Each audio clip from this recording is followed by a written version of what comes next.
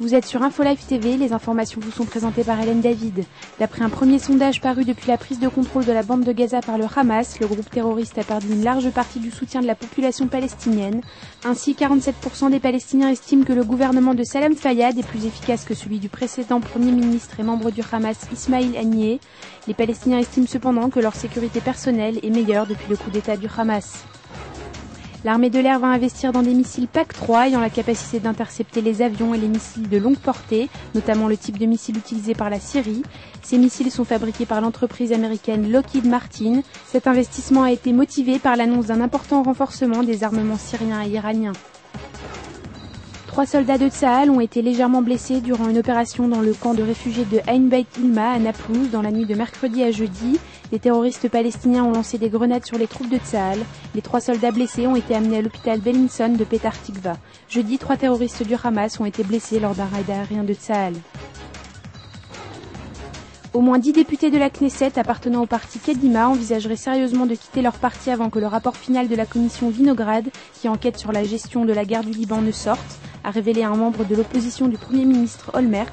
Le but de cette manœuvre, maximiser leur pouvoir et garantir leur avenir politique.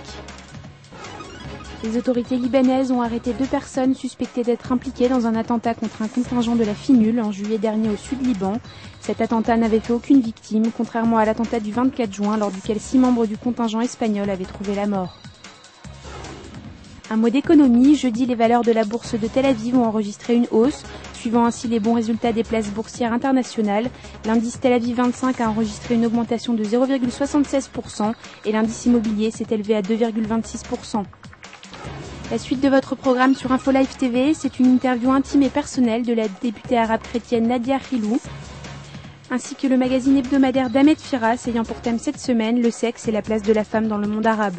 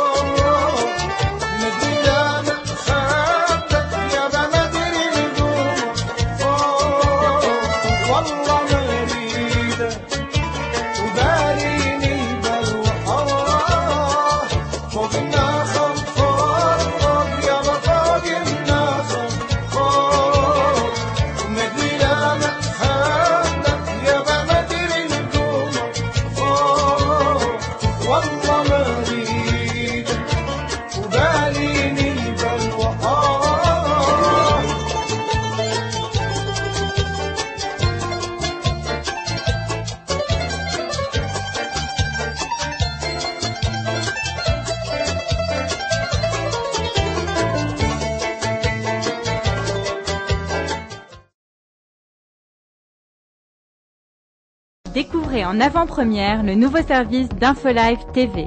Recevez gratuitement chaque jour, en vidéo, les informations d'Israël et du Proche-Orient sur votre mobile.